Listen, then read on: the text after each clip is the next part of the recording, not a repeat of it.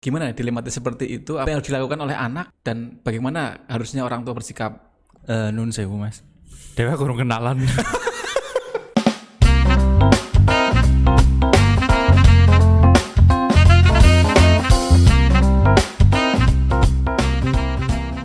Maaf teman-teman, saya lupa memperkenalkan diri saya dan teman saya di sini.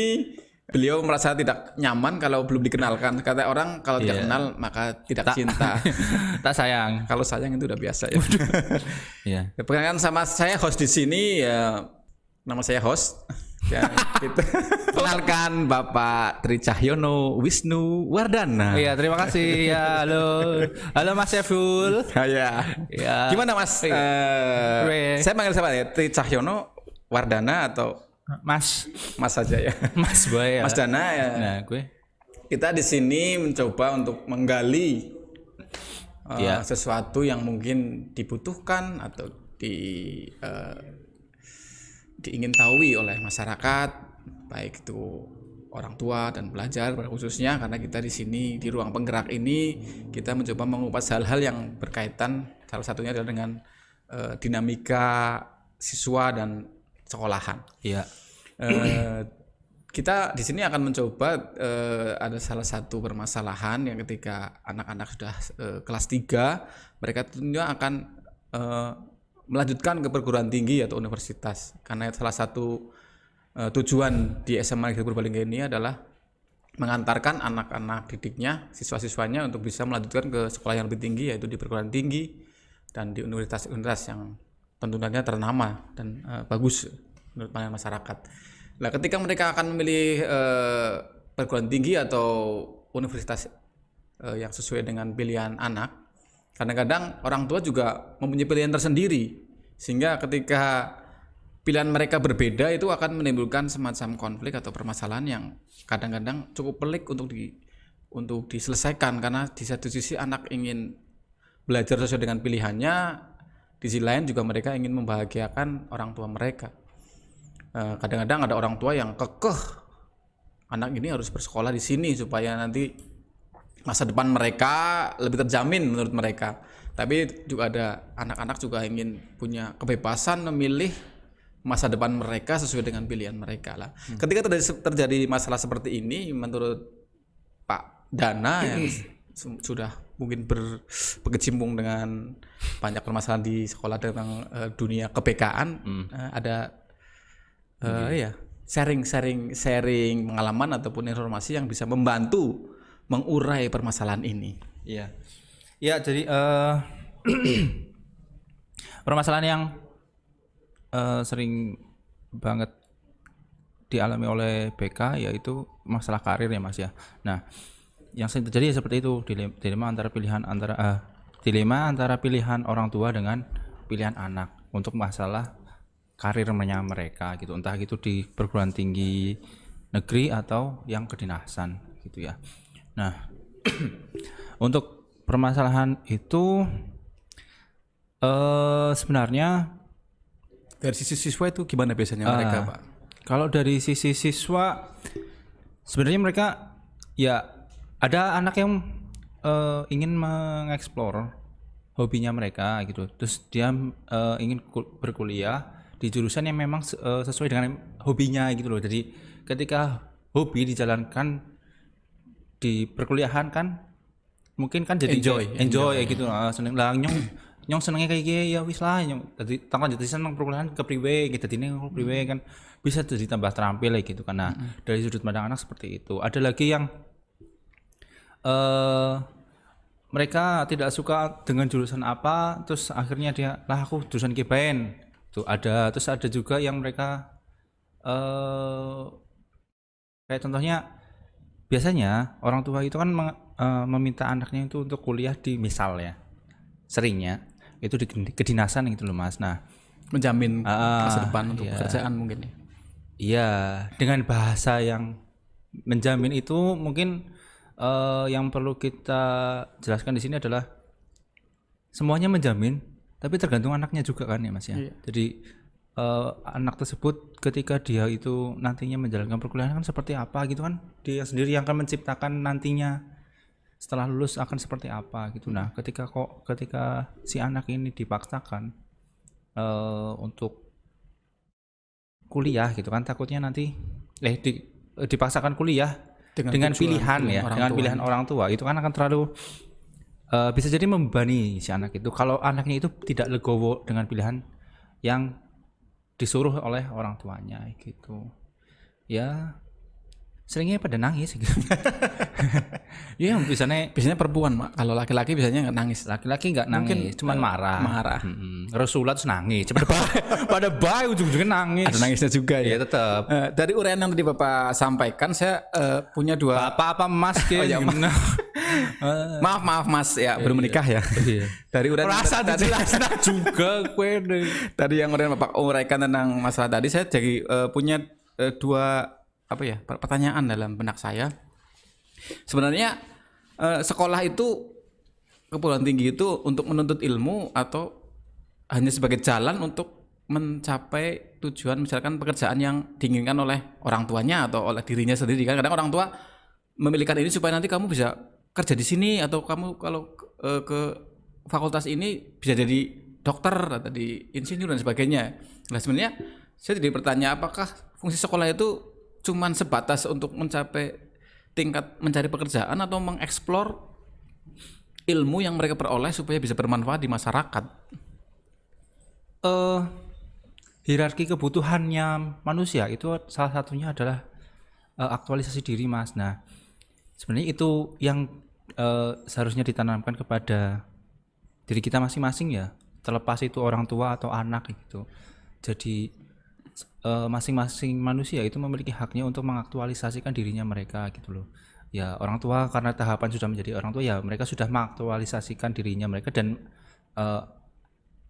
dengan pekerjaan atau kegiatan yang mereka jalankan sekarang pada saat ini gitu. Nah, si anak pada tahapan ini di karir pun juga mereka punya hak yang sama untuk mengaktualisasikan dirinya, termasuk dengan pilihan perkuliahannya gitu, perkuliahannya gitu. Nah, makanya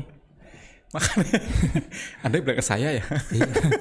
Makanya itulah Mas, dilemanya gitulah Mas. Terus gimana kita sebagai anak menyikapi jika orang tua kita memaksakan kehendak untuk memilih jurusan yang mereka, atau memilih pilihan jurusan perguruan tinggi yang sesuai dengan keinginan mereka? Bagaimana kita bersikap, atau solusi apa yang kita tempuh supaya ada komunikasi sehingga mencapai titik temu di mana kita juga bisa bersekolah sesuai dengan kemauan kita. Mas. Nanti dulu Mas. Nah, sebelumnya sebelum mencapai ke situ, dari sudut pandangnya jenengan sudah punya anak.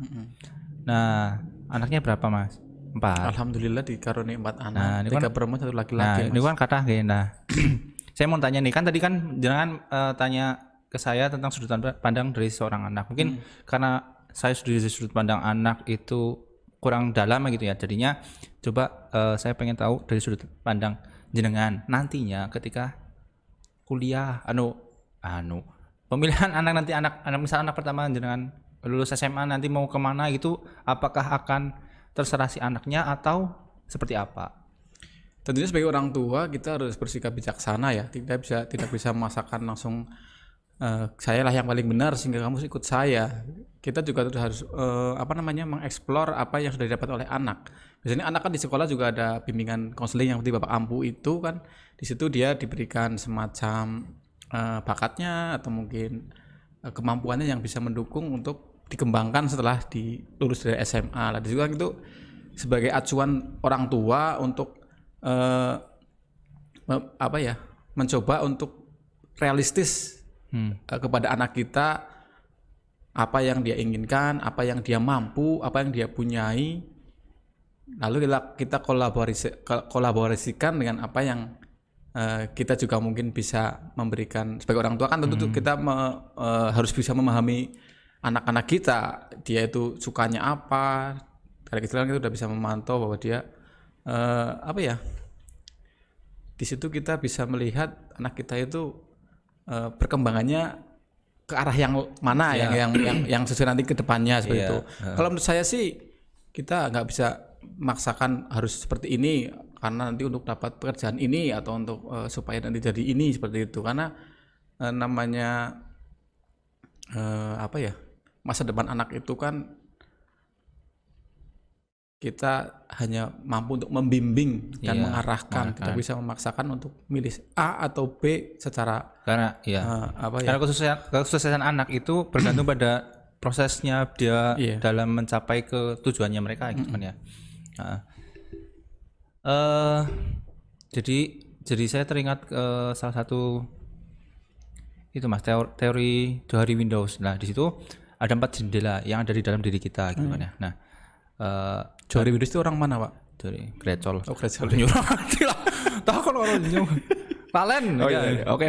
Aduh, ya kelalen deh, ya itulah ya. Nah, ada sisi dari kita yang kita itu ketahui sifat kita, ada orang lain yang sama apa ya, kayak Melihat dari luar tapi tahu ya. tahu dalam kita gitu ya. Enggak, jadi Melihat dari luar orang lain tahu, kita juga tahu. Terus itu yang tahap pertama. Tahap kedua kurang lebih orang lain nggak tahu, saya tahu tentang diri kita. Orang lain tahu, kita tidak tahu tentang diri kita. Yang keempat, kita tidak tahu dan orang lain pun tidak tahu tentang diri kita gitu. Nah, itu yang namanya jendela Johari Windows. Nah, seringnya ya berdasarkan dengan yang sebelum-sebelumnya, pengalaman yang sebelum-sebelumnya, orang tua itu hanya melihat dari sisi yang itu loh, maksudnya dia menginginkan tapi nggak melihat potensi apa sih yang ada di dalam diri anaknya tersebut gitu loh. Jadi terkadang imbasnya adalah ke anak itu mereka menjadi tertekan dan ya jadi nggak merasa terpaksa gitu untuk menjalankan apa yang diminta dari orang tuanya gitu. Dari pengalaman jenengan, dari kasus-kasus seperti ini, mungkin dengan pernah share dengan banyak siswa yang mengalami seperti ini, yang saya istilahkan kawin paksa ini, misalkan untuk pilihan jurusannya itu, kira-kira setelah menjalani itu, bahasanya perbujuan gimana? Setelah menjalani itu, berapa persentase yang akhirnya dia bisa mencintai jurusan yang dipilih orang tua, dan akhirnya dia I don't care dengan jurusan saya, yang penting saya membanggakan orang tua. Akhirnya ya mungkin kuliahnya jadi agak kurang terarah atau semuanya sendiri, itu persentasenya bagaimana itu, Mas? Untuk persentase saya nggak bisa menjamin ya Mas, teman. Jadi, saya tidak minta jaminan, cuman pengalaman Anda bagaimana menurut Mungkin jalurnya persentase. Iya, maksud saya persentase ketika Anda menghadapi orang seperti itu yang berhasil mencintai jurusan orang tua mereka pilihkan dengan yang akhirnya tetap gagal untuk mencintai jurusan yang orang tua mereka pilihkan, itu persentasenya itu besar mana menurut saya seperti itu? Ya balik lagi ketika peran guru BK di sekolah gitu Mas, dalam mengarah saya jadi teringat ketika Anda bilang peran guru BK, tentunya Anda mengeksplor anak, tapi mungkin ya mengeksplor bukan mengeksploitasi loh ya. Mengeksplor maksudnya mengeksplor apa yang diinginkan oleh anak, bukan mengeksploitasi itu nanti beda maning. KPAI urusannya. Oke. Lah, ketika Anda sudah mendalami tentang mungkin dari segi kejiwaan dari anak, kemauan dan sebagainya, kenapa sih orang tua tidak juga dipanggil ke sekolah untuk bisa memahami kemauan anak mereka, misalnya seperti itu? Dipanggil kok. Jadi ini maksud saya intensitasnya itu harusnya kan ada permasalahan seperti ini, mungkin BK bisa jadi juru damai atau sebagai pihak ketiga yang akhirnya kawin paksa ini bisa menjadi kawin yang normal saja seperti itu.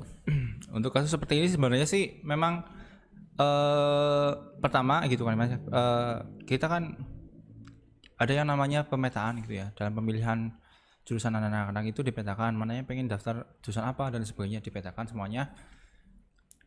Itu pertama kali di SNMPTN ya mungkin ya di SNMPTN. Nah pas di SNMPTN sebelumnya itu kan ada pemetaan. Nah, di pemetaan itu mereka diplot mana yang pengen daftar kedinasan, mana yang pengen daftar jurusan apa dan sebagainya, dibagikan itu ya. Sudah dikelompokkan di situ. Setelah itu dilihat perkembangan nilai rapotnya. ya kan? Pastinya kan kalau SMS-an seperti itu. Ya, ya kita mencontohkan dalam salah satu jalur aja ya Mas ya.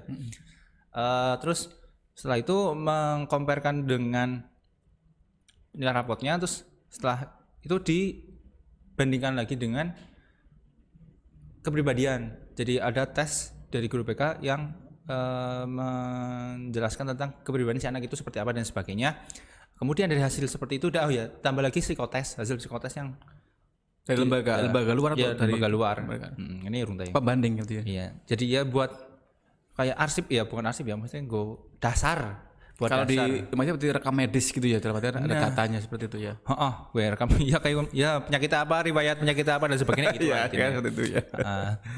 Nah, jadi dari situ kan ketemu tuh si anak ini pengen jurusan ini, terus nanti dikonsultasikan sama guru BK kelas 3 kan. Nah, dikonsultasikan sama guru BK-nya, ketemulah hasil jurusan yang akan dia pilih gitu dan sebagainya. Terus setelah itu ketika dia pulang, itu informasinya harus disampaikan kepada orang tua. Biar apa? Dikonsultasikan. Sebenarnya kalau menurut saya sendiri, konsultasi tentang perguruan tinggi di kelas 3 itu menurut saya telat. Karena konsultasi tentang perguruan tinggi itu seharusnya di kelas 1 Mas. Atau mungkin diobrolkan ketika dia itu sejak mungkin SMP lah atau apa gitu, sudah mempunyai pandangan kedepannya mereka mau kemana gitu loh. Jadi ketika di kelas 1 sebenarnya di kelas 1 juga sudah saya bilangin kalau misalnya ketika ada materi tentang karir dan perguruan tinggi, itu saya sudah bilang berkali-kali kalau untuk urusan pilihan jurusan atau keinginan kamu mau kemana itu harus dikonsultasikan dari sejak awal gitu. Nah, ketika kembali lagi ya Mas ya, yang kelas 3 itu, nah setelah dikomunikasikan dengan orang tua, itu hasilnya apa gitu loh. Ketika kok dari pembanding tadi orang tua itu setuju ya, setelah tadinya kekeh kayak gitu ya, kok kudu daftar ngene gitu. Terus ketika melihat data itu, kok orang tua jadi dulu ada yang seperti itu, ada yang jadi dulu oh ya wis jurusanku ya apa-apa, ora masalah gitu. Tapi ya mau kok daftar kedinasan ya misal. Kembali lagi. This the point ya Mas. Kedinasan sindrom. Nah, jadi ya itulah. Ada lagi juga yang setelah mereka si anak itu pulang terus membandingkan dengan data yang sudah diberikan ya, maksudnya diberikan dari sekolah ke anak itu, dijelaskan mungkin dari si anak ke orang tuanya, ternyata orang bisa aku daftar G gitu misalnya ya Mas ya. Itu si anak kan balik ke guru BK lagi biasanya, walaupun saya nggak tahu persentasinya jumlahnya banyak atau tidak. Di sini saya mencoba menemukan salah satu terobosan yang mungkin yang lumayan bagus ya sebenarnya. Terobosan. Ketika Anda mengatakan bahwa mulai kelas 1 sehingga mungkin sekolah itu belum mengintensifkan, atau ketika Anda mengatakan bahwa kelas 1 adalah waktu emas untuk memulai untuk anak dan orang tua serta dalam bimbingan guru BK untuk menentukan ketika nanti mereka lulus itu mau kemana, seharusnya di sini sekolah memegang peranan penting untuk memfasilitasi hal ini supaya ketika di kemudian hari kelas 3 itu ada permasalahan perbedaan pilihan antara orang tua dan siswa itu jadi tersolusikan dari awal. Iya. Jadi menurut Anda bagaimana ketika sekolah kadang ada yang kurang memperhatikan ini sehingga ketika kelas 3 ada permasalahan yang timbul seperti itu. Menurut Anda bagaimana peran sekolah dalam hal ini? Kalau peran sekolah dalam hal ini itu ya kalau yang saya rasakan ya Mas ya, di sini sudah cukup memfasilitasi karena dengan mengadakan tes screening, dengan mengadakan tes psikotes ya, dengan mengadakan psikotes gitu kan. Nah, di psikotes itu hasilnya itu salah satunya ada merekomendasikan jurusan si anak ini terkait dengan hasil dia mengerjakan psikotes itu gitu loh. Nah, cuman sayangnya tindak lanjutnya mungkin kurang ya. Tindak lanjutnya setelah itu mungkin gitu. Ya untuk beberapa hal itu ada yang tindak lanjutnya ada yang kurang, follow up-nya ada yang masih kurang gitu. Nah, berarti kurang komunikasi mungkin ya antara sekolah, anak dan orang tua. Itu secara umum, ini secara umum ya. Bukan sekolah sini gitu loh ibaratnya. Bukan cuma sekolah sini gitu. Jadi penggunaan psikotes itu seharusnya bisa menjadi alat, dasar penggunaan memahami karakteristik, terus habis itu memahami potensi yang ada di diri anak gitu loh, biar ketika disampaikan si anak ini ke orang tua atau misalnya dari pihak orang tua ingin menanyakan hasil dari psikotesnya itu memang benar-benar yang dari diri si anak tersebut gitu. Kekurangannya kan ketika dalam mengerjakan psikotes itu tidak apa namanya, si anak ini tidak itu loh Mas, orang tidak optimal itu dalam mengerjakannya karena intinya ki poinnya di mana anaknya ya nggak masalah potong sih maybe lah intinya ki orang optimal lagi gara-gara suara mobil lewat. Iya, suara mobil lewat. Orang tidak optimalnya itu karena ini Mas. Pertama kondisi si anak sebenarnya sebelum pelaksanaan tes psikotes itu pelaksanaan psikotes sudah komunikasikan dengan orang tua gitu ya. Orang tua dan anak si anak ini harus sarapan terlebih dahulu gitu ya. Pertama kondisi anak. Karena dalam mengerjakan suatu tes itu kondisi anak, kesehatan anak itu sangat mempengaruhi nanti hasilnya seperti apa gitu loh. Terus juga keseriusan si anak itu dalam mengerjakan. Nah, ketika yang sering saya hadapi ketika dia itu setelah selesai mengerjakan psikotes itu ya hasilnya mungkin ada yang pas, tapi juga ada yang tidak pas gara-gara dalam mengerjakan itu asal-asalan orang niat itu Mas. Nggak ada pikiran niat. Jadinya hasilnya akan kabur. Ya, yang saya harapkan ketika dalam pelaksanaan psikotes ya entah nanti atau ke lain hari itu dalam serius ya misalnya memang tidak main-main beneran gitu karena hasilnya akan bisa valid ketika dalam mengerjakannya itu memang kondisinya prima, terus pengerjaannya memang serius si anak itu dalam mengerjakan gitu sehingga jadi maksimal dalam artian kita tahu benar-benar potensi anak tersebut tidak main-main seperti itu. Kalaupun ya Mas yang sudah gitu ya. Hasilnya itu mungkin agak ada yang kabur gitu. Mesti kan ada hal yang pas gitu kan ya. Kan ketika hasil psikotes itu dibagikan kita akan sampaikan ke anak gitu kan. Dan si anak punya datanya gitu kan. Untuk disampaikan ke orang tua gitu, konsultasikan dengan orang tua. Nah, saat-saat itulah yang saya harapkan ada bentuk respon orang tua ya. Bentuk komunikasi antara si anak dengan orang tua terkait dengan kepribadian si anak, terus habis itu pemahaman orang tua terhadap karakteristik anak gitu kan. Di situ kan macam-macam tuh hasilnya. Nah, termasuk salah satunya juga pilihan karirnya gitu. Walaupun pilihan karir yang ada di hasil psikotes itu belum seperti itu. Iya, mesti tidak. Iya, betul. Tidak satu-satunya lah gitu yang kudu daftar kono gitu. Itu cuma salah satu opsi dari hasil pengerjaan kamu dalam mengerjakan psikotes gitu ibaratnya. Ketika serius mungkin hasilnya juga lebih tepat gitu. Tapi kalau nggak serius mungkin ya tadi bilang kabur seperti ibaratnya di pilihan di psikotes itu ada pilihan rekomendasi jurusan yang nantinya kamu bisa daftar sebaiknya dipilih gitu. Cuman bukan satu-satunya jurusan yang memang kamu harus daftarin di situ karena di ada kelas perkembangan berikutnya mungkin yang bisa merubah itu kan kelas 1 ya. Betul. Makanya ketika psikotes itu ada, hasil psikotesnya ada, itu harus bukan dibenturkan ya, di-compare dengan benchmark, nilai rapot gitu kan. Juga harus diimbangi dengan tes kepribadian si anak itu seperti apa, hasilnya seperti apa, terus habis itu ditanyakan lagi dari si anak itu minatnya itu kemana gitu. Setelah itu ya kembali lagi itu yang tadi saya sampaikan, hasil dari keempat itu nanti disampaikan kepada orang tua gitu di kelas 3-nya nanti gitu. Nah, maksud saya poinnya adalah komunikasi dari orang tua dan anak itu sudah harus dimulai ketika hasil psikotes itu dibagikan gitu. Terkait dengan jurusan yang mereka pilih. Jadi kalau menurut saya itu yang sudah gitu Mas ya.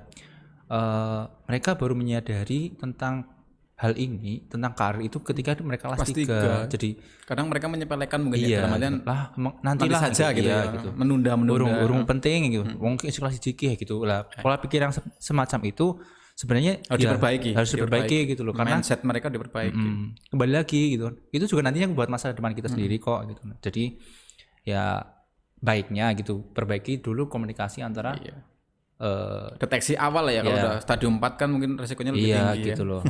Jadi mencegah lebih baik daripada mengobati gitu. Intinya gitu kan ya. Nah, Jadi poin yang saya tangkap di sini ketika psikotes itu adalah mungkin kalau boleh ada Salah satu masukan, lah, ada masukan mungkin ketika dibagi ke anak mungkin juga dari pihak sekolah atau dari guru PK itu meminta konfirmasi dari orang tua tanggapannya seperti apa terhadap hasil psikotes yang telah anaknya atau anak mereka kerjakan, sehingga dari sekolah bisa mengetahui respon orang tua terhadap psikotes tadi, sehingga kita bisa mendeteksi awal orang tua ini kira-kira pandangan mereka itu setuju atau mungkin biasa saja atau bagaimana, kan itu nanti kita pilih, kita bisa yang kira-kira sudah sesuai kita tinggal bimbing. Kalau mungkin ini ada yang ada masalah, mungkin bisa kita tidak lanjuti untuk bisa membuang atau menghilangkan perbedaan antara pandangan orang tua si anak dan si anak tersebut. Nah, kalau bicara tentang itu, pengalaman yang pernah saya hadapi itu adalah di angkatan itu, satu angkatan itu di kelas 1 itu orang tua yang mau konsultasi dengan PK terkait dengan karir itu hanya 1-2 anak, Mas. Itu mungkin kelemahan kita ya. Kadang kurang care. Jadi sebenarnya sudah disampaikan terkait dengan hasil psikotes ini untuk disampaikan kepada orang tua, dikonsultasikan terkait dengan jurusan atau tempat setidaknya lah orang tua kurang care terhadap hasil psikotes itu mungkin. Orang juga tidak juga. Seorang-orang nih hasil itu ya psikotes itu disampaikan gitu loh. Wes gimana caranya kalian itu menyampaikan? Mungkin salah satu tugas kita atau sebagai pendidik itu memastikan bahwa itu sampai kepada orang tua. Iya, salah satu metodologinya mungkin dengan ketika sudah sampai orang tua memberikan ulasan, nanti diserahkan lagi ke sekolah, sehingga kan itu ada feedback. Ada feedbacknya dari orang tua itu bagaimana itu. Sehingga kita bisa memastikan ini sudah sampai ke orang tua apa psikotes ini seperti itu. Betul. Ya salah satunya lah.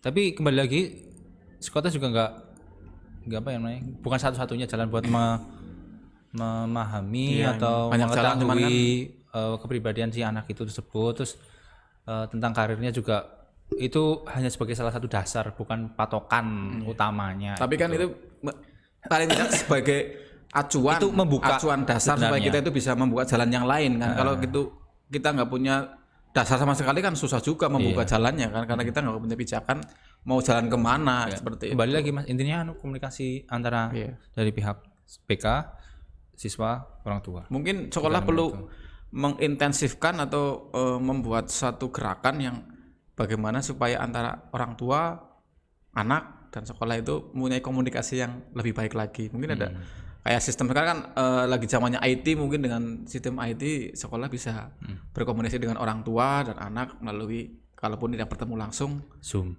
Bisa juga dengan ada media sosial ya, ada media sosial atau sekarang Zoom dan sebagainya. WhatsApp. Di masa cukup pandemi seperti ini juga mungkin itu sering digunakan juga. Iya.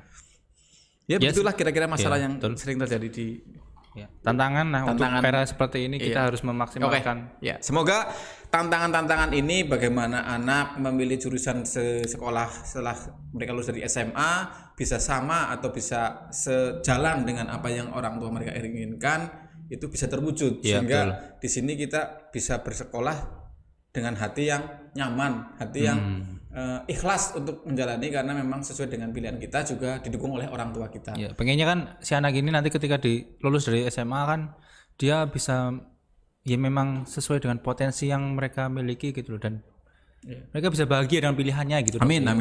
Terima kasih Mas Dana atas bincang-bincang ini. Semoga ada manfaatnya ya Mas. Saya harapkan semoga ada manfaat yang bisa kita ambil, dan ada mungkin yang mendengar atau melihat bisa menjadikan satu solusi-solusi di sekolah-sekolah yang mungkin belum terlalu intens atau terlalu memberikan tekanan yang lebih untuk bagaimana mengeksplor anak mulai dari kelas 1 dengan melibatkan guru BK dan orang tua dengan lebih intens, sehingga memang setelah kelas 3 mereka jadi anak-anak yang bisa akan lulus dan fokus dalam menuju jurusan dengan sesuai dengan pilihan mereka dan didukung oleh orang tua mereka. Betul. Salam pendidikan. Ya, salam. Sampai jumpa di Ruang Penggerak SMA Negeri 1 Purbalingga. Ya, jangan lupa like dan subscribe. Sini ya. subscribe